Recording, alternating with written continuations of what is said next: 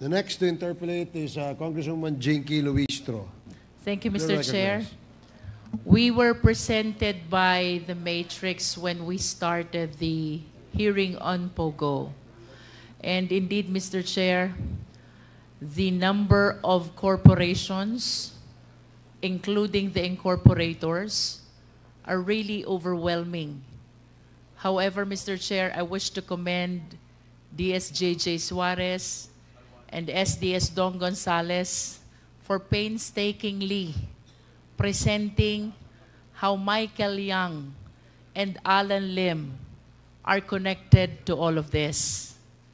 However, Mr. Chair, to give us a rundown on how this investigation is going in relation to the matrix that was presented earlier, I wish to summarize what we have gone through already by enumerating the 4 significant personalities along with the corresponding location and the companies involved.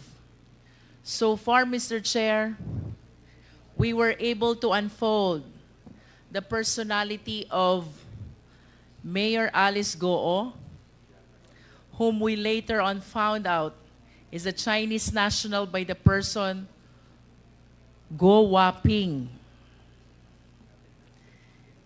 She is from Tarlac, where we found a compound we call Baofu, and where we see 2 corporations involved in POGO, started with Hongsheng and later on converted to Yunzu An. The second personality, Mr. Chair, is Cassandra Leong. She figured in Porac, Pampanga, where there is a location we call Whirlwind, catering to the POGO operation of the company we call Lucky South. Tonight, Mr. Chair, we are all witnesses of the unfolding of another Chinese personality. This is in the person of Tony Yang, the elder brother of Michael Yang and Hong Jai Yang. This time, Mr. Chair, the location is Cagayan de Oro, where there is such a compound we call Alwana Compound, and allegedly there are 2 companies involved in POGO operation. One is Oro One, and the other is Sanja Steel. Ultimately, Mr. Chair, what surprises us tonight is the seeming link of Miss Alice Guo, one of the Chinese POGO operator, with a self-confessed Chinese spy by the name She Yang-jung. Apparently, Mr. Chair, based on the documentary that was presented, he operated a POGO corporation also. This one is in Myanmar, near the boundary of Thailand. And the name of the corporation is Yatai International Group, Mr. Chair. At this point, Mr. Chair, being the lead agency in this investigation, I wish to request the PAOK, from their perspective, how do we connect these 4 already significant Chinese personalities figuring in our POGO investigation, Mr. Chair? May we request Director Castro.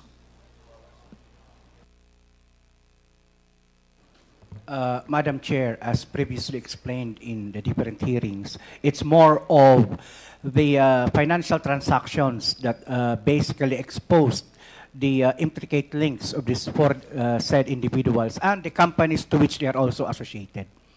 So, but then again, Madam Chair, this is still an ongoing investigation. So we may still be able to uncover as we proceed with the financial investigation, as we defer to the AMLC, Madam Chair.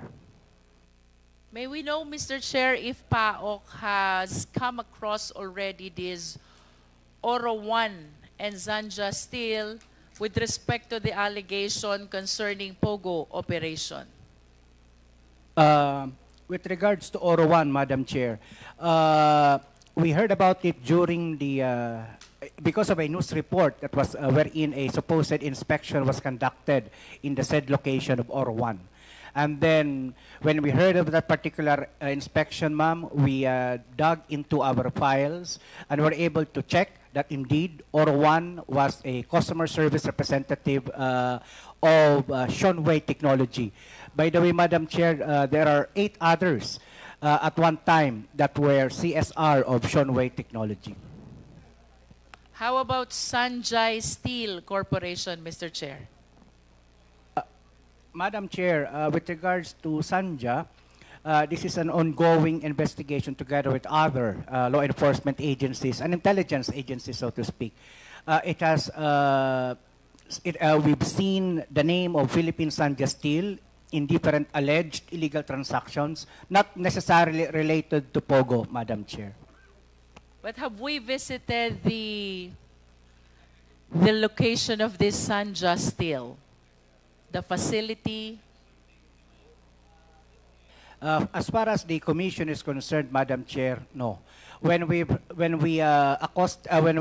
Bureau of Immigration was able to apprehend Mr. Yang last week at the Ninoy Aquino International Airport, we've received reports that a good number of vans left the compound early morning of the same day, the following day that he was apprehended, supposedly with the purpose of bringing out the foreign nationals in the area. I understand that the only case that Tony Yang is facing right now is violation of immigration law. Is this correct? That is affirmative, Madam Chair. Do we have AMLA here? Mr. Chair, I wish to ask the AMLA if he's seeing any case which can possibly be filed against Tony Yang concerning his several corporations here in the Philippines, particularly with respect to violation of the AMLA. Magandang hapon po, Madam Chair. Madam Chair, May we request the resource speaker to please speak louder and maybe closer to the microphone? magandang hapon po, Madam Chair. Money laundering is a derivative crime, meaning it has to proceed from an unlawful activity. As mentioned by Dr. Casio, what Mr. Yang is facing right now is violation of immigration law, which is not a predicate offense under the AMLA. But just the same, Your Honor, we are gathering all information, personalities that come up during investigation. We gather intelligence information and we investigate, Your Honor. Mr. Chair, I wish to direct my question this time to Alice Goo.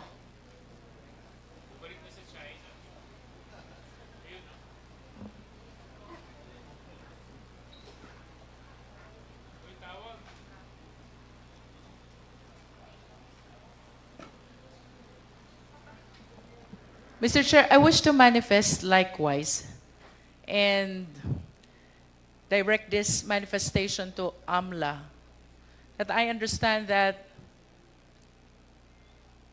there are cases already filed against the incorporators of Brick Hearts,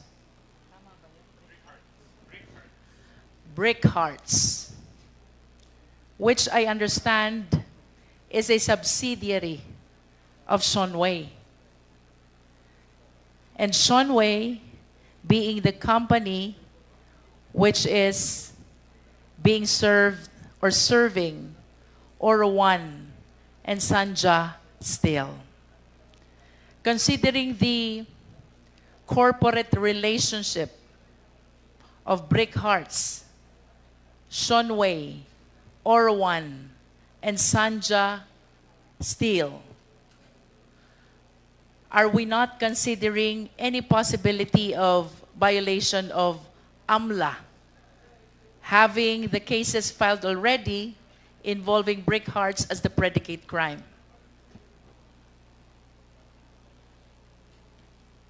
Your Honor, since the name of that corporation came up during the investigation of this committee, and in news accounts, Your Honor, we have started our investigation on Brick Hearts, Your Honor.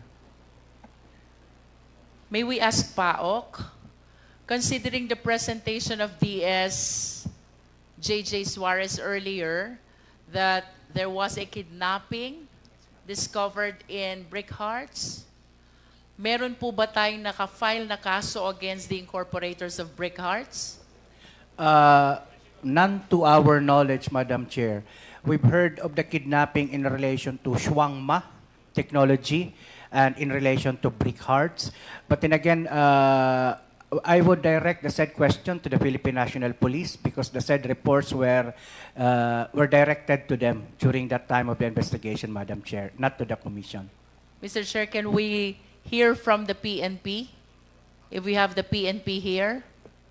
There is a kidnapping incident in Brick Hearts. This one involves a Filipina. So may we know if a case was filed concerning this kidnapping incident?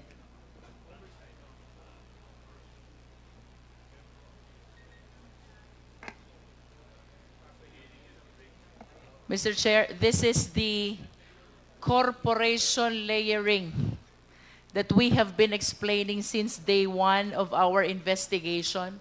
As a matter of fact, even prior to the creation of Quadcom, we have observed already the creation of so many corporations, however, with interlocking directors that adds to challenges on the part of the government, including the agencies, the PAOK, the PNP, and the AMLA, in identifying the Chinese personalities to be held responsible by the various illegal activities hiding under the guise of POGO establishment or even a customer service provider.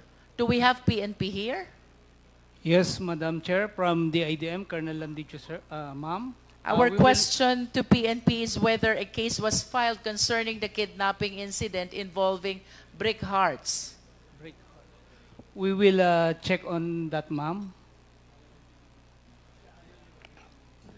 I hope that the PAOK will be coordinating closely with AMLA and with the PNP because I understand that this is a very complex illegal activity involving so many companies, so many corporations, so many foreign nationals that gives challenges to us on identifying who is he and who needs to be charged in court.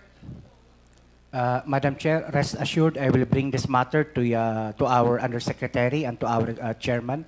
And we would do our best to coordinate with the said agencies in relation to Brick Hearts and Shuangma, because Brick Hearts has figured in so many POGO investigations already, Madam Chair. I lament, Mr. Chair, that while we have unfolded already the personality of Cassie Ong, of Alice Goo, of Tony Yang, and even She in the documentary, I understand that there are still several corporations hiding under the guise of being a Filipino corporation, also hiding under the guise of being a BPO or customer service provider. I hope we can look into all of this, especially those companies which were mentioned in the matrix at the early part of our hearing, Mr. Chair. And can we ask Alice Goo now?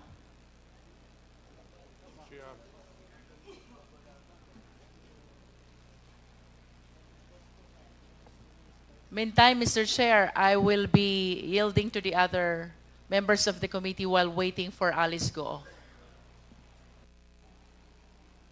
While waiting for Ms. Go Waping, we'll recognize first Congressman PM Vargas. Thank you, Mr. Chair. Ang tanong ko po ay para kay Mr. Tony Yang. Itatanong ko lang, Matagal na kayo dito sa Pilipinas, 25 years na. Ano yung main source of income ninyo for 25 years na dito kayo nakatira? OK，你在菲律宾待了很久，已经有了25年。然后，请问你在菲律宾最大的收入是哪里来的？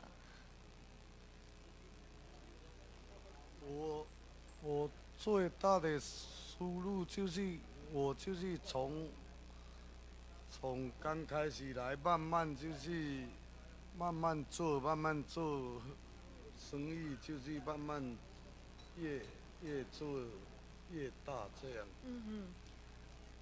就是渐渐做大了这样。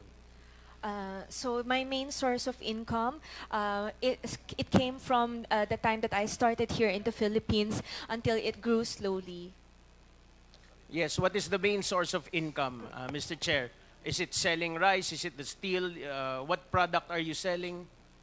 And please speak loud in the microphone, Mr. Yang. 靠近一点。好。OK，所以最大的收入是哪里来的？比如说从你的大米呀，还是从钢铁呀？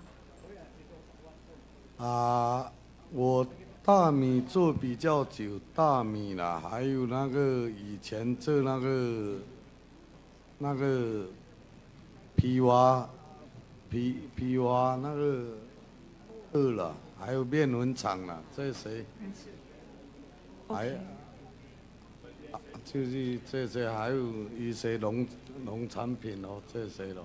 Okay, so the biggest source of income is the rice. It's still the rice, and I also have some wholesale of the products. I also have the rice mill and also some agricultural products.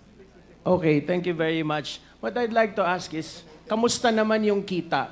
How are your earnings with your business? Would you say you did very well in the Philippines? Would you say you did good? Would you say you did bad in the Philippines while staying for 25 years here pagdating sa kinikita mo sa negosyo mo?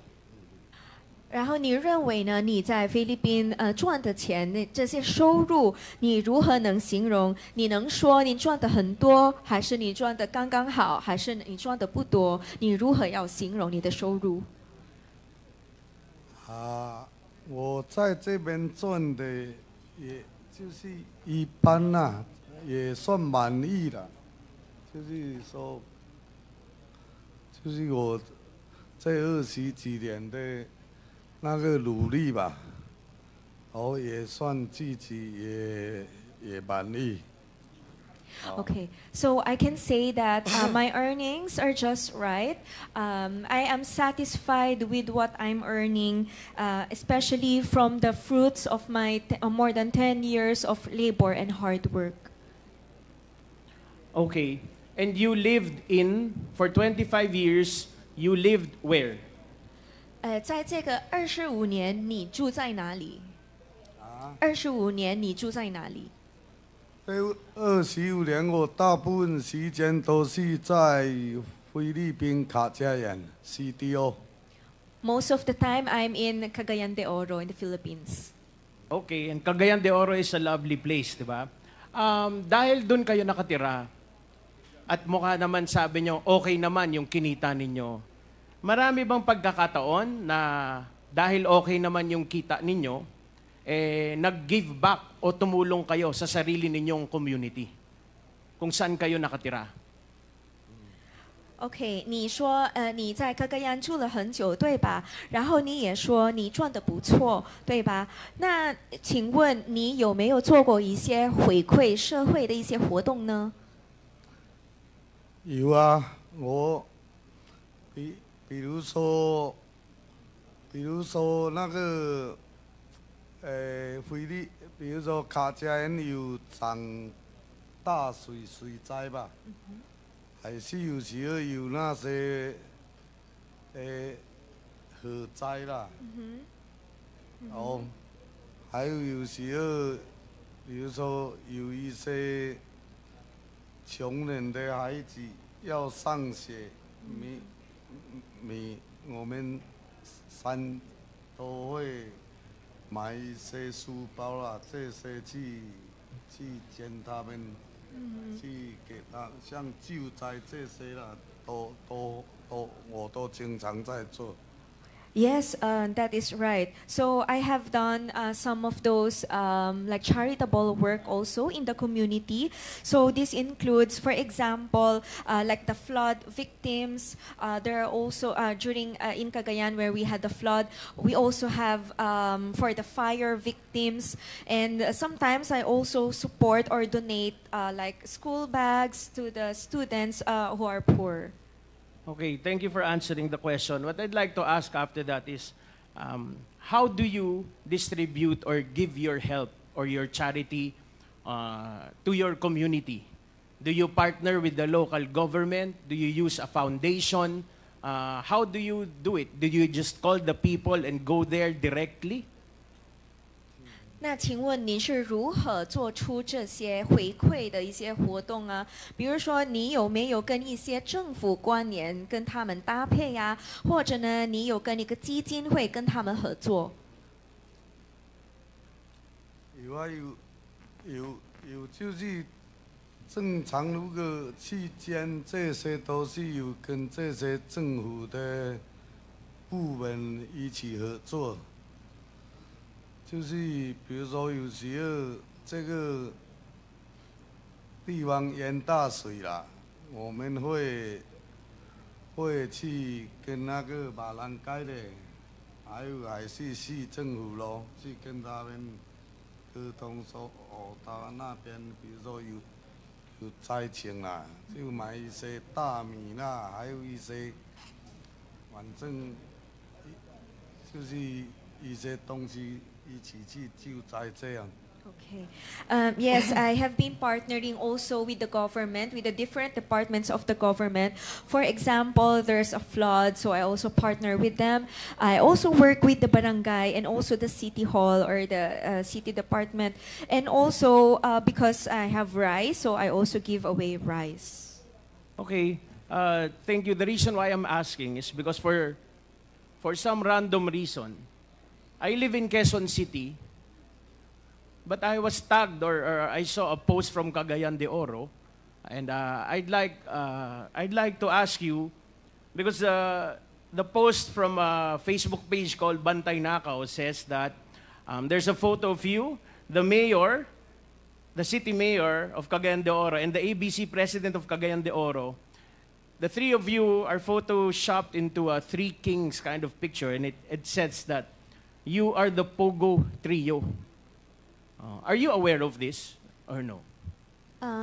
因为我们在脸书上有一些发帖，就是他们说，你在这个照片里面，你跟那个市长啊，还有这个 ABC 的总经理呀、还有你们三个在一个图片，在一个照片里面，然后他们有写下来，你们三个就是这个博彩公司的王子。没有，我真的没有做博彩。 I'm not. I never done any pogo activity. Yes, it just says the Pogo Trio. So I guess what I'm going to ask now is, do you personally know the mayor and the ABC president of Cagayan de Oro? 那请问您是否认识这个 Cagayan de Oro 的市长，还有 ABC 的总经理呢 ABC 啊 ？ABC 公司的总经理。市长和总经理，你认识吗？ 市长应该我在那边那么久了，应该是会认识，我会认识，但是 ABC 我就不知道是什么了。 Okay. Of course, I know the mayor because I've been there for a long time. But for ABC president, I don't know him. Okay, this is I'm just giving you a chance to defend yourself against such news. Because there's a lot of fake news going around now. And then because it says that the mayor is the Pogo Trio's big boss. The mayor is also the protector of Tony Yang and the ABC president's illegal operation. And they are your partners in smuggling rice and illegal drugs. And there are a lot of situations where local governments where businessmen or successful businessmen partner with them also in order to give back or to do charitable things. So I want you to clarify this. What can you say about this, about these activities and allegations towards you? 还有一个就是，有一些假的信息可能是假的。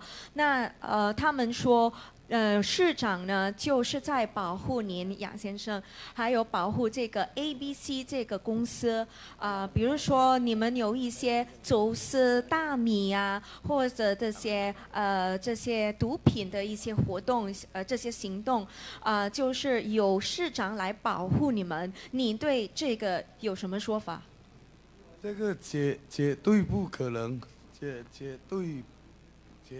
对没有说我绝对没有做这些东西，还有那市长也绝对没有说绝对没有说保护我们，哦，我跟他也是普通的认识的朋友呢，就是普通的朋友。Okay. So that's really impossible. The statement a while ago was impossible because the mayor does not protect us or any kind of our activity. We are just ordinary friends. Okay, thank you for answering that. You lived in Mr. Yang, you lived in the Philippines for 25 years, so I am assuming that you like it here and you love it here. We at the Quadcom are requesting for your full cooperation because we will not stop until we uncover the truth. Because as said by our President and our Speaker, there is no room for criminals in the 19th Congress and in the Philippines. Thank you. And my next question, short question, is for our PAOK representative, Dr. Casio. In the presentation or the matrix made earlier, but by our Deputy Speaker, has anyone attempted, either PAOK, the BI, or the PNP, has anyone attempted to locate any of the people in the criminal syndicate? Yes, Mr. Chair. A good number of the Chinese nationals that have been mentioned in the matrix, in fact, have been charged criminally in relation to Bamban and in relation to the Porac raids. But the other individuals, we're still trying to coordinate with our foreign counterparts to be able to find them and make them pay for their criminal misdeeds in the country, Mr. Chair. Okay, thank you, Mr. Chair. But what about, when I saw the presentation, there were also Filipino names. And it wasn't just the Chinese nationals. Do you think we should locate also the Filipino counterparts that are acting in this criminal organization? The reason why I'm asking this, sir, is at first it was drugs. Now it's Pogo. But before all of that, it was also Farmally. These are the three major crimes in our country for the past couple of years. And it's sad to see that smack in the middle of it are Filipinos. Kapwa natin Pilipino ay nandun. Kaya tingin nyo ba, hindi lang kailangan yung Chinese nationals, yung alamin natin kung nasaan. Kung hindi, pati yung mga kapwa Pilipino na nandito, nakasama dito. On behalf of the interagency body who has been conducting the different investigations, Mr. Chair, yes, we do agree. In fact, we have been, our prosecutorial team, unfortunately they are not here, I think they're taking a break. They've been piercing the corporate veil, so to speak, to be able to identify the Filipino incorporators as well as beneficial owners. Now in relation to Sean Wei, since this is an ongoing investigation, our interagency body also, Mr. Chair, is looking into the different personalities. And as requested by Madam the Honorable Luistro, we will also look into the corporate layering, so to speak, of these corporations and associated corporations. And we will try our best together with AMLC and the Philippine National Police, NBI, and DOJ IACAT to so-called, so to speak, pierce the corporate veil, Mr. Chair. Thank you po. Mr. Chair, if I may suggest, for the Bureau of Immigration, malaman muna sa unang listahan kung sino ang nandito sa Pilipinas pa Hindi lang yung Chinese nationals kundi pati yung mga Pilipino na nandito. Bakit? Kasi sa akin pong palagay, kailangan din natin sila makausap at malaman.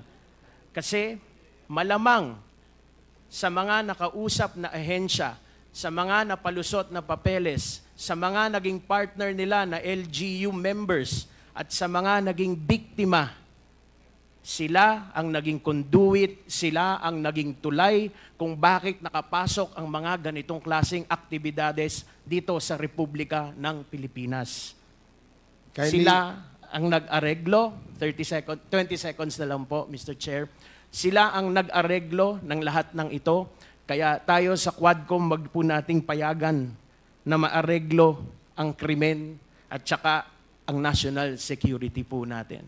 So with that, with the PAOK and with the BI, sana po malocate natin sila para po maimbitahan natin dito at mabigyan linaw tayo kung bakit ganun ang nangyayari sa kapwa Pilipino natin. Maraming salamat po. Thank you, Mr. Chair, for the opportunity. Thank you, Congressman Vargas. Now we go back to Congresswoman Luistro.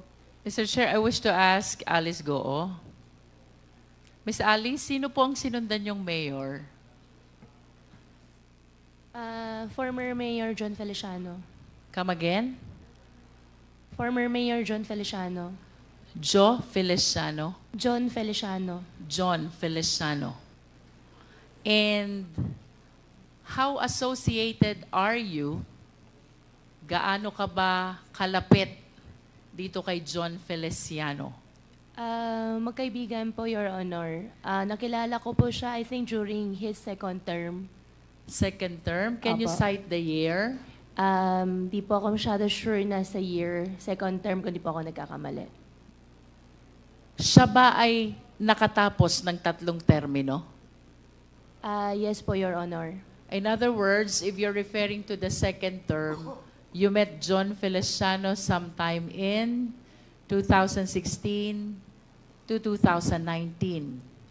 In between po, Your Honor. In between 2016 to 2019. Ang sabi mo kanina, kaibigan mo si John Feliciano. Can you please enlighten us? Gaano kayo kalapit na magkaibigan? Your Honor, magkaibigan, nagkakilala kami nung second term po niya na kumuha po ako sa kanya ng business permit para sa piggery. And then, last term po niya, I think pandemic time na rin po. Did you help in the campaign of John Feliciano in 2016? Hindi po. Did you help John Feliciano in 2019? Hindi din po, Your Honor. In other words, since you met John Feliciano, wala kang naitulong sa kanya pagdating sa kanyang kampanya. Is that correct? Financially, wala po. What do you mean by financially? If not financially, then what else or how else will you help him politically? Of course, Your Honor, yung mga ibang botante po namin sa farm, kinakampanya po namin, yung mga ganun lang po. And how many voters do you have in your farm? I have, during that time, ngayon po kasi wala na, totally wala na. During by that time po, siguro po more than 50 or more than 70 po. Alam mo, Alice, mahirap tumakbong mayor. As a matter of fact, it is very difficult to win kung wala kang leaders, supporters, na tutulong sa'yo. Since you've known John Feliciano since 2016, kung hindi ikaw ang tumulong sa kanyang politika, then who did? Sino ang tumulong kay John Feliciano? Your Honor, I think the former mayor is here po. Better siya po yung sumagot kasi hindi rin po ako yung tumulong po sa kanya. May we ask John Feliciano, the former mayor?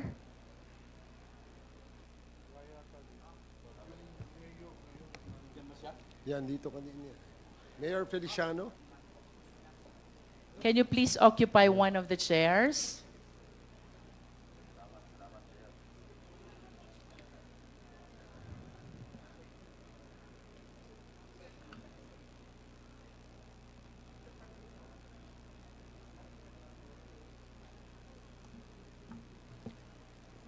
Yes, Madam Chair. Mr. Feliciano, since based on the manifestation of Alice Goo, wala naman siyang naitulong siya sa'yo, 2016 and 2019 na eleksyon. Sino ang mga taga-Banban na malaki ang naitulong sa'yo during those times of election? Madam Chair, our town is small, 40,000 votes. During my term, I introduced a lot of improvements in my town. Mr. Chair, can we direct the resource speaker to please be responsive to the question? Ang tanong po, Mr. Feliciano, sino po ang tumulong sa inyong manalo 2016 and 2019 election? Before you answer, Mayor, can we ask the committee secretary to administer the oath of, have you taken your oath? Yes, sir. Okay, sige, please. I'm sorry, please continue, Congresswoman Luistro. Mr. Feliciano, did you get the question? Yes, ma'am. Bali, on my town, ang tumulong po sa akin, yung mga kababayan ko po. So yung mga kapitan, yung mga leaders ko, and yung mga family members ko po sa bayan namin. How about your Vice Mayor? Did he help you? Kasama din po sila. Si Vice Mayor William Cura po ang kasama ko. Malaki bag na itulong sa ni Vice Mayor? Physically po. Physically. How about your council members? Did they help you? Yes, ma'am. Actually, I'm proud to say, on my second term, isa lang po ang nalaglag sa mga councilors ko. So 7 of your 8 members Yes, Madam Chair. dedicated their support on your 2016 and 2019 election. How about the barangay captains? Ilan ho bang kapitan mayroon kayo? Out of the 15 po, sa akin po lahat sila. And on my last term, wala po nalaglag sa ticket ko. 10-0 po kami lahat. How many barangays do you have? 15 lang po. 15. Yes, ma'am. And the total of 15 barangays all supported you during your 2016 and 2019 election. Yes, Madam Chair.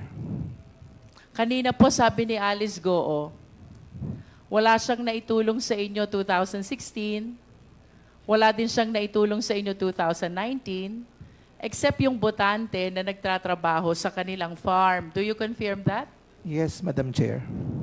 And aside from doon sa botanteng nagtatrabaho sa farm nila, mayroon ho ba kayong malalim na pinagsamahan ni Alice Goo? Like for example, nagka-problema ho ba kayo na ni-rescue niya kayo? Meron ho ba kayong mga ganyang pinagsamahan? Or nangutang ho ba kayo sa kanya at pinaluwag niya kayo? Hindi naman po. During my time, because yun na po yung nagkaroon ng ASF, that's why most of the time po, pupunta po sila ng munisipyo, kasama po yung hog raisers to address the problem. So doon lang po kami naging close, Madam Chair, because most of the time, papasyal po sila because na-wipe out nga po ang population ng hog and swine. So that's the time we had ample of conversations, Madam Chair. Kung papipiliin ko po kayo, Mayor, si Alice Goo po ba? Friend or acquaintance lang? Friend. Friend. Yes, ma'am. But you have several other friends who might be more attached to you than Alice Goo. Do you confirm that? Marami po, siyempre. Marami. Opo. No? Ang gusto ko pong itanong, Mayor, considering na si Alice Goo, wala namang naitulong sa inyo 2016. Wala ding naitulong sa inyo 2019. And you even said that there are several other friends who are more attached to you than Alice Goo. Bakit po siya ang in-endorse niyong tumakbong mayor? Madam Chair, during my time, dahil maliit lang nga po ang bayan namin, I believe a good businessman should be the one running the municipality or local chief executive. Mayor, why do you say that Alice Goo is a good businessman? Because from the time I knew her, 2016, siya na po ang sabihin na natin na responsible po doon sa mga piggery nila sa bayan ng Bamban. And it so happened, nakita ko naman na napalaki nila, and during the pandemic, nakita ko she was able to control yung pagkamatay po ng mga baboy nila. So a good businesswoman, so sabi ko, why not try and ask her if she wanted to run? You manifest that you are the one who offered that opportunity to her? Yes, Madam Chair, because... Kayo po ang nag-alok, hindi niya hiniling. Hindi po, kasi po during that time, I had a falling out with my fellow, yung kaibigan ko nga, because I ran for Congress. So, it so happened, we had a falling out with my barangay captain. So, sabi niya, hindi ka pwedeng tumakbo, kailangan ako lang. I needed someone on my back. Mahirap pong tumakbo ng Congress kung wala ka pong mayor sa bayan mo. So, sad to say, ang option ko na lang was to ask her if she wanted. And then, she said, sige, give me 30 to 60 days and I'll decide. And then after po nun, Madam Chair, after 60 days, so let's try it out. Let's ask our yung mga kababayan natin kung papayagan tayo. And then, everything fall through. How about your vice mayor? Ang vice mayor ko po, ang nangyari noon, nagpunta rin po rin sa kabila. How about your council members? At naiwan po sa akin lahat yung 7. And you did not consider any of them Wala po, ma'am kasi hindi to succeed to your mayoralty? Wala pong capable. They're not capable of... Aside from the piggery business mayor, what consideration did you consider, what factor did you consider why you offered the mayoralty to Alice Goo? Wala naman po. Nothing came into me. Ganun lang po, kasimple naman yun You just offered the position to Alice Goo. Yes, ma'am. Kasi during that time, it was already closed. Wala na akong magawa, ma'am, because... How close, Mayor? No, the time frame during that time that my friend told me not to run, and we were already having a squabble kung sinong gagamitin ko as my candidate. Ma'am, masyado na maigsi yung oras. So wala nang panahon, ma'am. I understand, Mayor, during your time, may Hong Sheng na. Yes, ma'am. Meron na, So, do you confirm na kayo po ang unang nag-issue ng business permit sa Hong Sheng? Yes, ma'am. I was the one. And how do you describe the operation of Hong Sheng? Actually, ma'am, nung sa Hong Sheng, hindi naman ako, ma'am, nakapasok doon because it was a regulated Philippine offshore gaming operator. And so, I believe Banban wasn't the one having the Philippine offshore gaming operations. Ma'am, during that time, nag-review din ako, nag-study rin ako. Almost 400 po nag-ooperate. As far as Cavite, meron pong Cagayan Valley. Let's concentrate to Hong Sheng, Mayor. Ayun nga, ma'am. So, And do you confirm that the land being occupied by Hong Sheng belongs to Alice Goo? yes, ma'am. You confirm that? Yes, ma'am, because she was the one who requested the letter of intent to me para po ma-endorse ko po sa Sangguniang Bayan to get the letter of no objection. The Baofu. Yeah, no, yung Hong Sheng po, ma'am, Hong Sheng. You are stating now, Mayor, that you were the one who endorsed the letter of Alice Goo to Hong Sheng to be able to secure a letter or resolution of no objection. Yeah, That's what you said. Yes, ma'am, because she endorsed a letter of intent to me. So ako naman, on my part, as a local chief executive, bibigay po ko na sulat sa Sangguniang Bayan to act on that request. Alice, I remember last time you denied this. You said you never represented Hong Sheng. Your Honor, I translate for Hong Sheng, and for Hong Sheng po, I invoke my right against self-incrimination for the cases filed at the court po.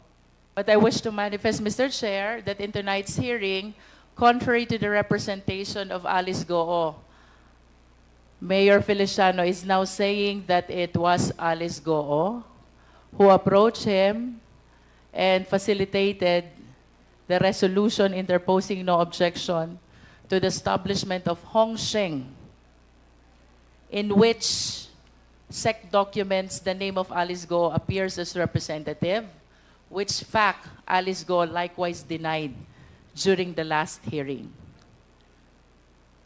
Mayor Feliciano, Yes, Madam Chair.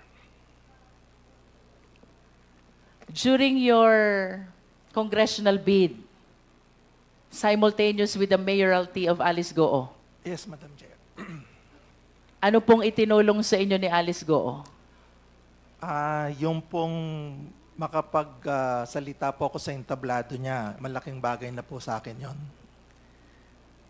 Sabi niyo po, magaling na businesswoman si Alice Goo. Yes, Madam Chair. So what support did she extend to you during your congressional bid?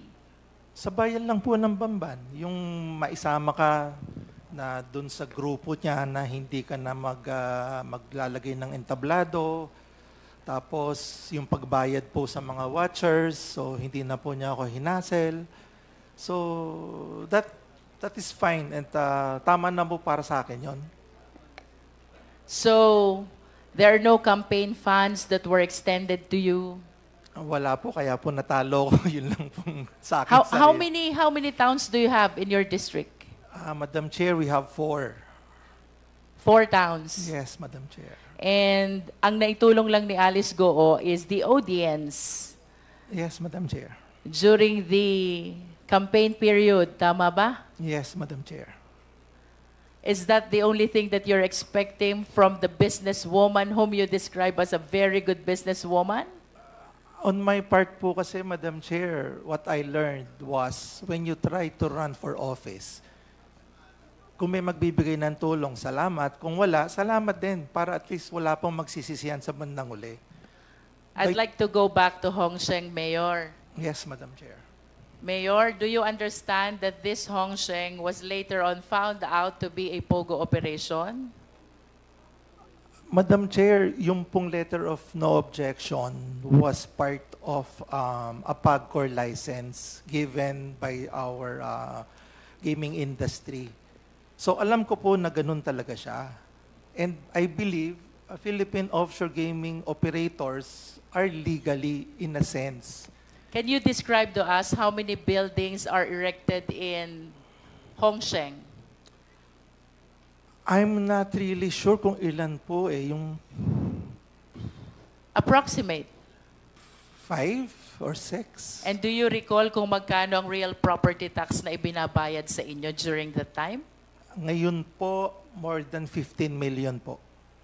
During your time, Mayor? Yes, that was ngayong pong pagbaba ko po. More than 15 Yes, million? ma'am. Yes, ma'am. And where were you nung na-convert ito as Yunzuan Corporation? Wala na po Was ako it noon. during your term? No, hindi na po. Because later part na po kasi yun noong 2022 eh. And then, baba na po ako noon. How about the Baofu land, Mayor? When Alice Go acquired this land, what is the classification of this land? This land was agricultural and then she requested for a reclassification way back 2019. So it was during your time when the land was reclassified. Yes, Madam It Chair. was reclassified from agricultural to industrial. Do you confirm that? Residential and commercial, Madam Chair. From residential to No, commercial. agricultural, residential / commercial. From agricultural to residential commercial. And Yes, per ma'am. your recollection, do you believe that the requirements for reclassification were duly complied with? Yes, Madam Chair, I believe so. Yes. And with respect to Hongsheng, Mayor, the entire process of this resolution or letter interposing no objection, it was Alice Goo who was representing Hongsheng. Do you confirm that? Yes, Madam Chair, because her name was written also on the Sangguniang Resolution. And aside from the name being written in the Sangguniang Bayan Resolution, it was Alice Goo, or likewise, who is lobbying with the Sangguniang Bayan, and even in your office. Do you confirm that? Actually po, hindi naman nag-lobby. She just submitted the letter of intent. How To my many office. times did she visit your office to represent Hongsheng?